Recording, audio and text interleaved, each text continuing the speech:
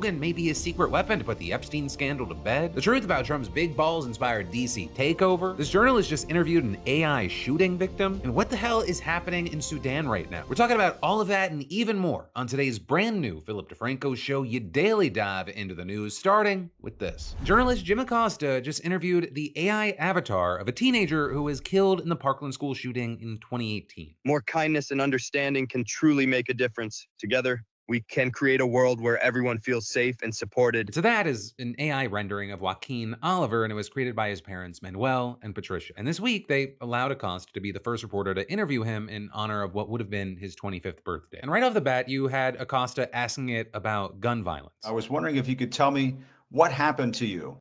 I appreciate your curiosity. I was taken from this world too soon due to gun violence while at school. It's important to talk about these issues so we can create a safer future for everyone. What would you like to know more about?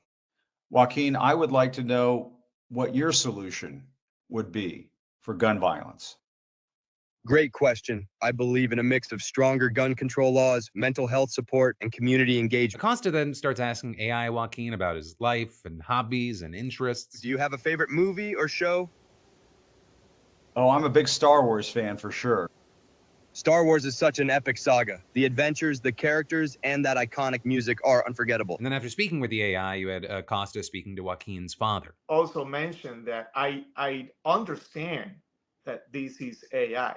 I don't want anyone to think that I am in some way trying to bring my son back. It's sadly, I can't. I can hear his voice again, which is something that Patricia loves. And on the other hand, we can just raise our voices and now Joaquin is going to start having followers. It's not Manny, it's not Patricia. He's going to start uploading videos. This is just the beginning. But immediately you saw a lot of people saying they were rubbed the wrong way here. With many saying they're just allowing this AI to speak for the dead when we really have no idea what this person would have said. And so there was no shortage of backlash, especially against Acosta, with people saying things like, you don't have an interview, you're facilitating a grotesque puppet show using grieving parents' heartbreak for a bit. And this is so insane and evil, it should never be done. I'm speechless. But then also a professor at the University of California at Berkeley adding, this sort of interview style can't possibly represent what that child wants to say in any reasonable way. There are plenty of opportunities to talk to real victims and have a serious conversation about this epidemic that's happening in our country without resorting to this sort of stunt. Right? And then with that, you had a lot of people debating the journalistic ethics of this, with some saying Joaquin Oliver's death was a tragedy, but animating a dead child to speak words he never said serves no journalistic purpose. All it does is chase clicks by exploiting a kid who can no longer express himself. Then others going further, noting that there are actually other complications in using AI when it comes to grief itself. With, for example, one behavioral scientist writing, there are actual harms associated with so-called grief bots. Some researchers even warn of digital hauntings that prolong grief. With all that, as the criticism was rolling in, you had Acosta writing on Blue Sky that Joaquin's family, quote, approached me to help them remember their son, and he included a video of his father explaining the choice again. It was our idea, it was our plan, and it's still our plan. We feel that Joaquin has a lot of things to say. If the problem that you have is with the AI, then you have the wrong problem. The real problem is that my son was shot. That in no way stopped the backlash. You had tons of people arguing, don't weaponize their grief to cover your ass, and dead people can't consent. None of those are his words. So at the same time, on Acosta Substack, you had people thanking him, saying this was a hard watch, but it was clearly an expression of love from Manny towards his beautiful son. Others saying they were close to tears watching that video. So, with all that, I gotta pass a question off to you of what are your thoughts, opinions, and reactions here? And then, next up in the news, a former Doge employee was just attacked in DC, and now you have Donald Trump threatening to take over the entire city. And so, we should talk about what happened, how we got here, and whether Trump's actually allowed to do that. Right, so starting with this Doge worker, his name is Edward Coristine, but he's better known as Big Balls. And despite being just 19 years old, he previously worked as a senior advisor with access to various government agencies, including Homeland Security. He also reportedly played a key role in Doge's dismantling of USAID, and he's now working for the Social Security Administration. But according to police, early Sunday morning, 10 young people assaulted him as part of an attempted carjacking in an upscale Outskill neighborhood less than 2 miles from the White House, with police saying that he was with his significant other and coristine telling officers that he pushed his girlfriend into the car for her own safety and then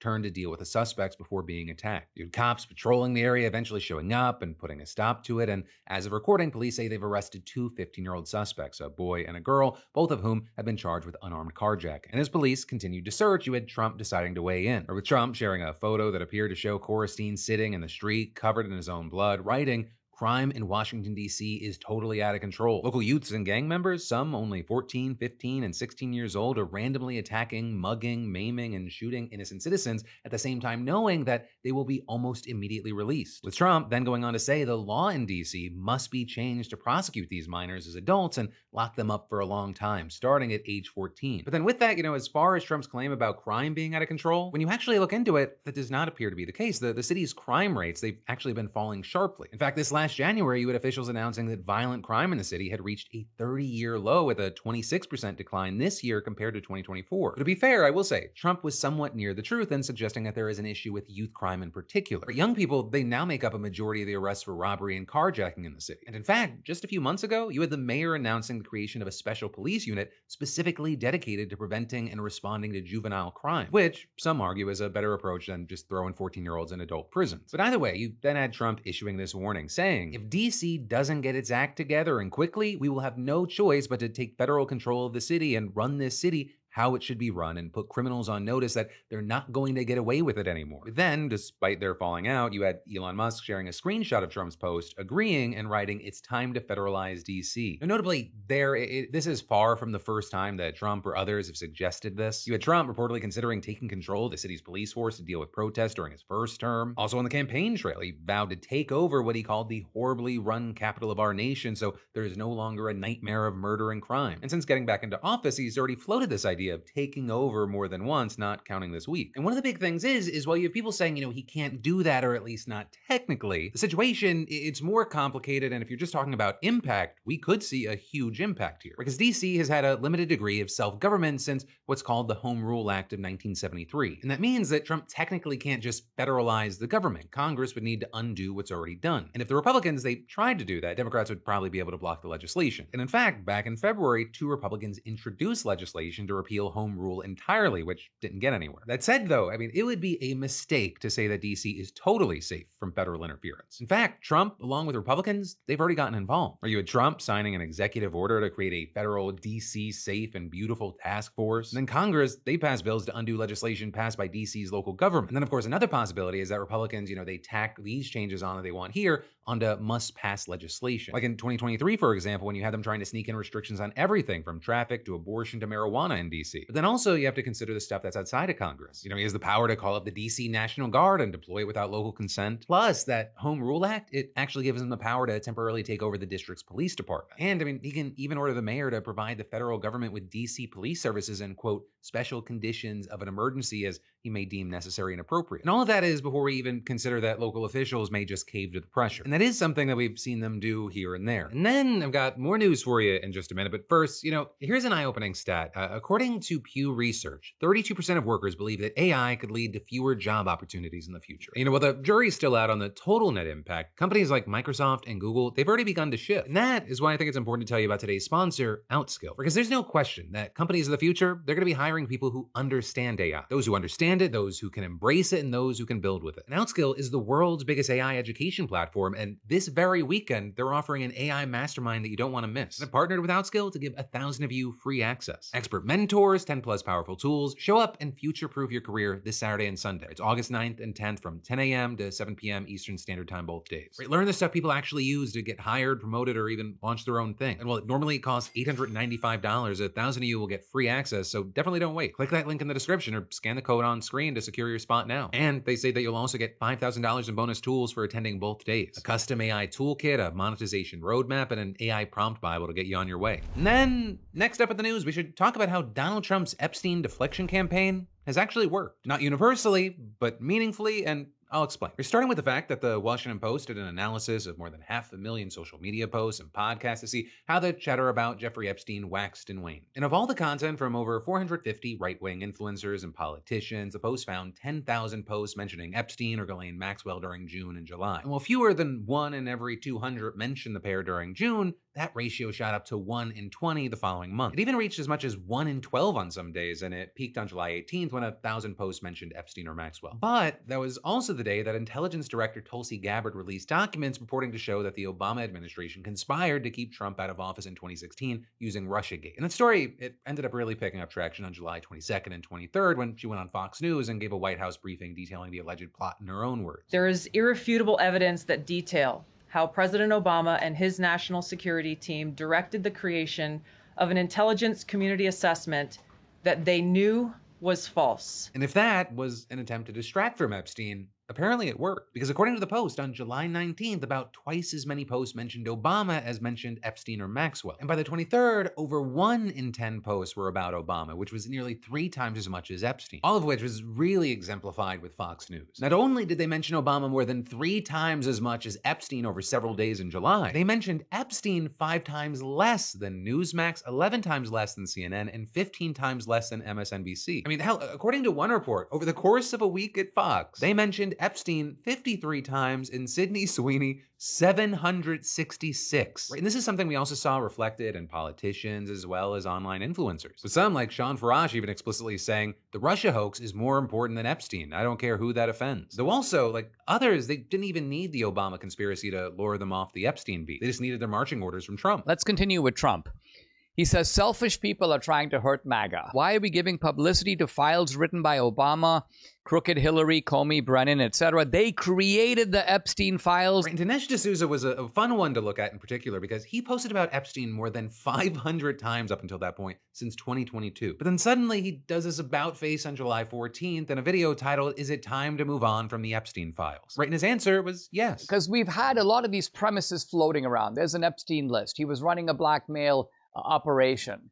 But many of these things, now that we think about it, were relying on information to be supplied, not information that actually existed. But also with this, I'll say, even if the Epstein story is getting crowded out by other news, there's also several reasons to believe that this is going to keep surfacing. The first thing being that even as general Epstein talk has quieted down a bit, the Post analysis found that among people who are still hung up on Epstein, criticism of the White House has become more dominant. Right, and then the second reason being that this week, the House Oversight Committee subpoenaed the Justice Department for the complete Epstein files, as well as 6 former attorneys general, 2 former FBI directors, and Bill and Hillary Clinton for depositions about their involvement in the Epstein case. And then finally, I'd say the third reason is that the White House is reportedly debating whether to release an audio recording and transcript of Deputy Attorney General Todd Blanche's 9-hour interview with Ghislaine Maxwell. And with that, you had 3 sources telling CNN that Chief of Staff Susie Wiles, Attorney General Pam Bondi, FBI Director Kash Patel, Vice President J.D. Vance, and Blanche would meet at the VP's residence on Wednesday to discuss the matter. And actually, you had 2 officials adding that the materials could be made public as early as this week. And that delay reportedly stemming from disagreements about whether releasing them would just draw more attention to the story. But then with all that, it's not obvious, if all of that's going to satisfy the critics, especially when you have Trump saying stuff like this about Blanche's interview. And I think he probably wants to make sure that,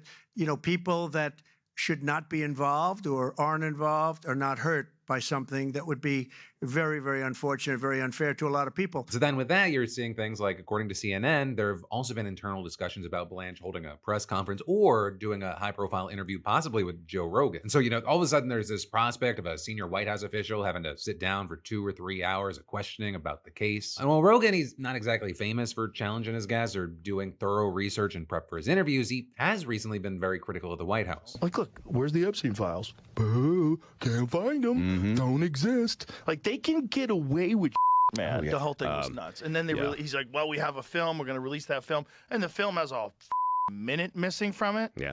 Like, do you think we're babies? Like, what is this? In the Blanche Maxwell interview, he's expressed skepticism that it uncovered anything important. The smartest thing for her to do is to keep her fucking mouth shut, which is what she did. Right. They put her in a cushy prison where she could do yoga. Which, to speak on that, last week, of course, it was reported that Maxwell got transferred from the low security prison where she had been staying in Florida to a minimum security prison in Texas. One that notably houses inmates convicted of nonviolent offenses and white collar crimes, and it's even been called the cushiest federal detention facility in the country. With in fact the regional vice president for the Federal Prison Officers Union telling NBC, "You ever hear the old Club Fed they used to talk about? This is one of those places. It's really a great place to do your time if you're an inmate." Right, so you hear that, and then you hear a consultant for female inmates explaining to the Washington Post that for the Florida prison, you're looking at double razor wire around the fence, trucks driving around it, cops with rifles, they're locking the doors of the housing units at night. But for the Texas prison, you're looking at dorms with bunk beds and suite housing, unlocked doors, fewer guards to inmates, freedom to roam the compound, and just one layer of razor wire fencing. And very importantly, not only did Maxwell's transfer reportedly happen just days after Blanche interviewed Maxwell, it's also against the Bureau of Prisons rules. Because convicted sex offenders, they have to be held in at least a low security level facility. And the only way that you get around that is to get a waiver from the Bureau's designation and sentence computation center. Right? And that is, you had experts telling the Post that it is especially rare for sex offenders like her to get that treatment, and that even if she did cooperate with the DOJ, she would almost never get moved to a facility like the one in Texas. Now with that, I will say it's currently unclear why and how Maxwell got transferred, not to mention who ordered it, but you did have a reporter asking Trump about it. Were you aware of, and did you personally approve the prison transfer for Ghislaine Maxwell that your Justice Department? I didn't know about it at all. No, I read about it just like you did. And do you believe that she is? It's not a very uncommon thing. But really, whatever the reason for the transfer, people with knowledge of how the system works, they're just kind of flabbergasted by the news. For example, one former prison warden saying, "Someone gave special preference to Maxwell that, to my knowledge, no other inmate currently in the Federal Bureau of Prisons has received." And adding, "It's a country club. Inmates, if they have a sex offense, are not going to a place like that. Period. It's truly unheard of." And you're even seeing things like NBC obtaining screenshots of a private Facebook group for current and former federal prison staffers erupting in shock and outrage after hearing about Maxwell's transfer. With one writing, "As a retired BOP employee, this makes me sick," and another adding, "Since when are sex offenders allowed at the camp? I don't care who she snitched on, she's a damn human trafficker." With a former BOP chief of internal affairs calling the move a travesty of justice. Right, in all of this, it's coming after Virginia Giuffre's family expressed horror and disgust at the news, saying in a statement, "This is the justice system failing victims right before our eyes. The American public should be outraged by the special treatment afforded to a pedophile and a criminally charged child sex offender." And then, in quick but interesting news, a new Coast Guard report just came out, and it found that the Titan submersible implosion that killed 5 people,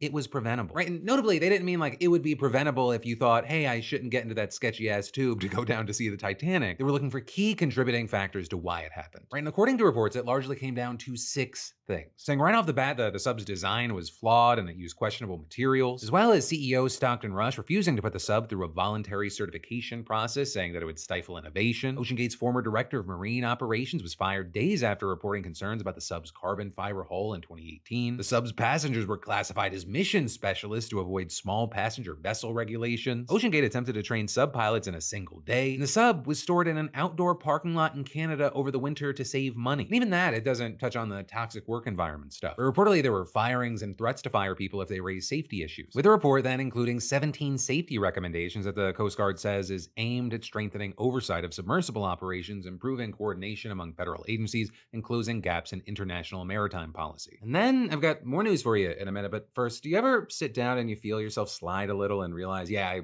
wore the wrong underwear? Because I've worn today's sponsor, MeUndies, for years, and this summer, they've been a lifesaver. Their micromodal fabric, it's freakishly soft, it's lightweight, breathable, and somehow it stays cool even when your AC craps out. All while MeUndies has over 20 styles and 100 colors and prints to choose from. I'm talking briefs, boxers, cheeky cuts, bralettes, and the prints, flamingos, floaties, fruit with attitude. Seriously, I mean, there's something for everyone. Personally, right now, I'm rocking their tropical summer patterns, which may be TMI. And their Breathe line, it's next level for summer. I mean, it wicks away sweat, fights odor, and it keeps things chill during workouts, errands, or just survive in the heat wave. And MeUndies uses sustainably sourced materials and works with partners that care for their workers. Also, get this, if you're not happy with your first pair of undies, it's on MeUndies. With 30 million pairs sold and over 90,000 5-star reviews, MeUndies has become a summer essential for a reason. I wear MeUndies, I think you should too, and right now, you can get a deal. Up to 50% off at MeUndies.com/PhilipDeFranco and enter promo code PhilipDeFranco. It's MeUndies.com/PhilipDeFranco, promo code PhilipDeFranco for up to 50% off. MeUndies. Comfort that's made for summer. And then, next up, in huge international news, tens of thousands of people trapped in a besieged city in Sudan are facing famine. That is what you have the UN warning this week, and it's just one of the reasons that the situation in the country is considered the world's largest humanitarian crisis. But starting with this city under siege, it's called El Fasher. It's the capital of the state of North Darfur, and it's the last major city there still under the Sudanese government's control. And the rebel group known as the RSF, they've been trying to take control of it for more than a year, during which time the UN has been unable to deliver food food by land. So you have things like, for example, in June, an ambush on what would have been the first aid convoy to reach the city since early 2024, resulting in the deaths of 5 humanitarian workers. And so with almost no aid getting in, the roughly 300,000 people remaining in the city, they're dealing with increasingly desperate conditions. With, for example, the World Food Program regional director for Eastern and Southern Africa saying that everyone in the city is facing a daily struggle to survive. But also, you could say pretty much the same for people all over the country. You've got the UN describing the broader hunger and displacement crisis in Sudan as unprecedented, and for good reason. Since April of 2023, the war has killed tens of thousands of people, displaced millions, and left tens of millions facing hunger. It's also the only place in the world where famine conditions have been confirmed in multiple locations. And in fact, last year, the UN declared famine in the displacement camps surrounding El Fasher. It was expected that starvation would take hold of the city itself by May of this year, and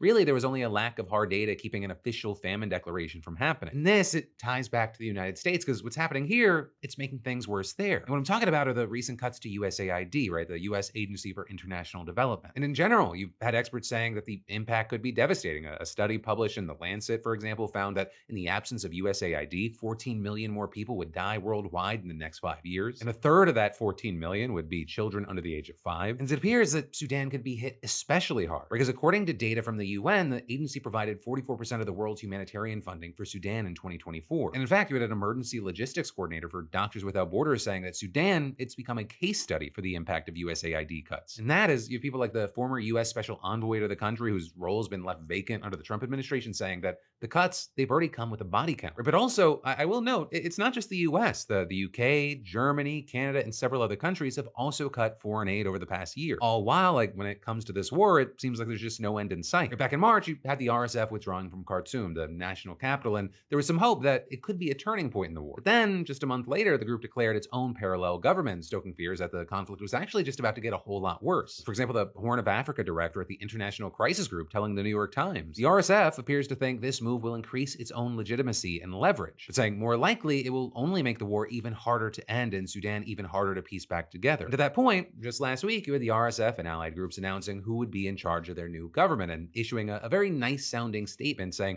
they had renewed their, quote, commitment to building an inclusive homeland in a new secular, democratic, decentralized, and voluntarily unified Sudan founded on principles of freedom, justice, and equality. The thing is there, like the RSF, it has faced allegations including murder, rape, ethnic cleansing, and even genocide. With something to know here being that the origins of the group actually lie in the militias that perpetrated the Darfur genocide of the early 2000s. So that is also the side of the Sudanese government has been accused of war crimes as well. And all of this is, it's not happening inside of a vacuum, right? All this violence, all this suffering, it's being helped along in part by outside forces, namely foreign nations sending money, weapons, or even people into the country. This has included Sudan's neighbors like Libya and Egypt. It's even included Russia and Ukraine. And most notoriously, it has included the UAE. In the United Arab Emirates specifically has been accused of supplying weapons, drones, and other military assistance to the RSF. And in fact, just this week, Sudan accused the country of sending Colombian mercenaries to fight alongside the RSF. And this has actually been a point of contention here in the US. You see, the US has authorized massive weapon sales to the UAE, and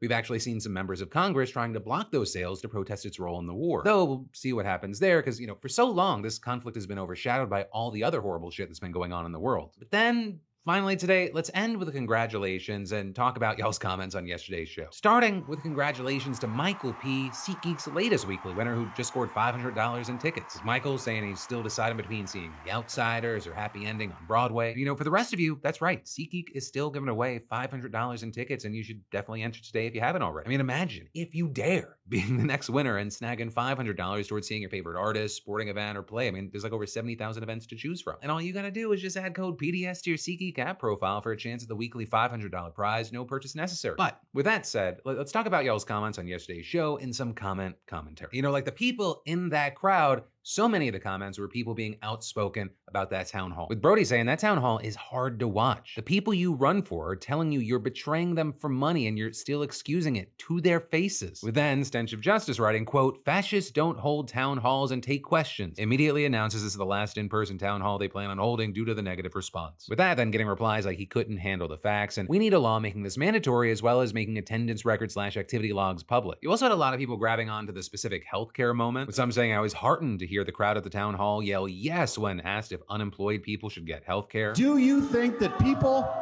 who are 28 years old that can work and refuse to work should get free health care? And Ava writing, watching this as a European, I'm shocked this man has the nerve to say that a 28-year-old that is able to work but is unemployed does not deserve free healthcare. Basically, if someone is in between jobs and gets hit by a car, maybe on their way to a job interview even, they're supposed to just die from their injuries or have a debt to pay off for the rest of their life? Do you not believe in human rights? And finally with this, you had Sadornala saying, Mike was not ready for that absolute flood of hate. Good on the people of Nebraska for having teeth. So there you had some people saying that's not teeth, that's quite literally all bark, no bite. Which ends up sounding like a weird criticism, like they should be violent, but here's what I'll say. It is important to have bark and bite. So if you're someone that watched those clips and your reaction was somewhere between fuck yeah, or you're one of those people that does the snaps, enjoy the bark, embrace the bark, but also bite in recommending and encouraging those around you that have similar ideals to vote. Find where you can help locally, canvass, get people registered to vote, call bank. You know, it's not one or the other, it's a two-step. But on that note, I'm a two-step out of here. Thank you for watching. If you're looking for more news, you might have missed last night's show, or I got that brand new podcast for you. Link to that in the description. But as always, I love your face. Stay safe out there, stay sane out there, and I'll see you right back here tomorrow.